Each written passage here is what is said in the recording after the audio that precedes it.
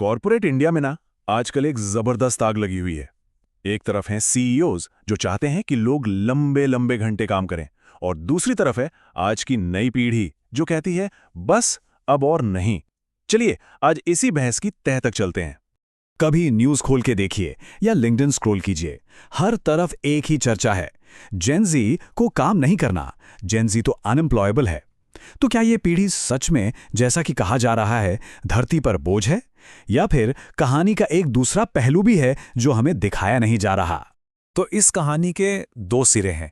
एक तरफ हैं कॉरपोरेट दुनिया के बड़े बड़े दिग्गज और उनकी सोच, और दूसरी तरफ है जमीनी हकीकत, यानी आज के युवा और उनकी जिंदगी।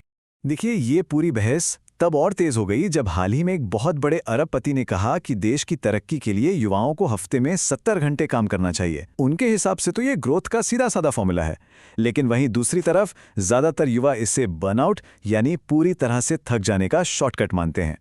अच्छा, चलिए जरा सा हिसाब किताब करते हैं इस 70 घंटे वाली बात का। एक हफ्ते में चाहे कोई भी हो, सबके पास कुल मिलाकर 168 घंटे ही होते हैं। और यहीं पर आकर पूरी बहस का असली मुद्दा सामने आता है।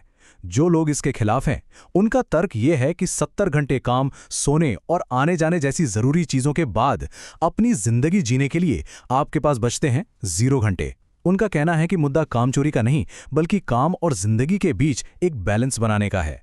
लेकिन फिर सवाल उठता है कि आखिर एचआर और मैनेजर्स को जेन ज़ी से इतनी परेशानी क्यों है? क्यों उन्हें बार बार अनएम्प्लॉयबल यानी नौकरी के लायक नहीं होने का टैग दिया जा रहा है? उनकी फ्रस्ट्रेशन की असली वजह क्या है? पहली शिकायत, ये लोग काम और पर्सनल लाइफ के बीच एक लक्ष्मण रेखा खींच देते हैं।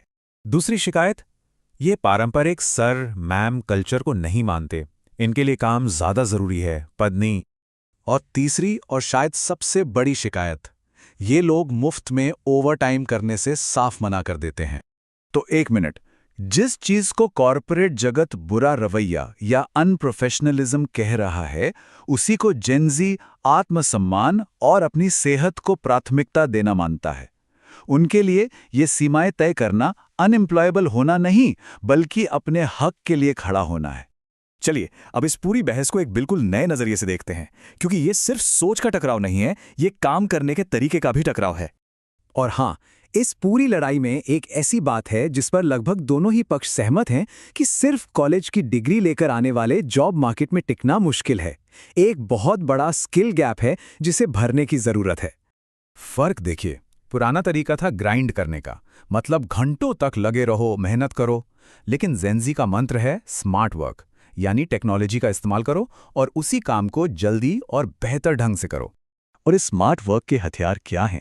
सबसे पहले चैट जीपीटी, फिर है मिड जर्नी जैसे एआई इमेज बनाने वाले टूल्स, और इनके जैसे न जाने कितने ही एआई प्रोडक्टिविटी टूल्स जो काम को चुटकियों में आसान बना रहे हैं।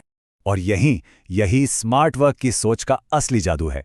इस पीढ़ी का सीधा सा तर्क है कि अगर एआई की मदद से 10 घंटे का काम सिर्फ 2 घंटे में हो सकता है, तो फिर बाकी के 8 घंटे और क्यों खपाए जाएं?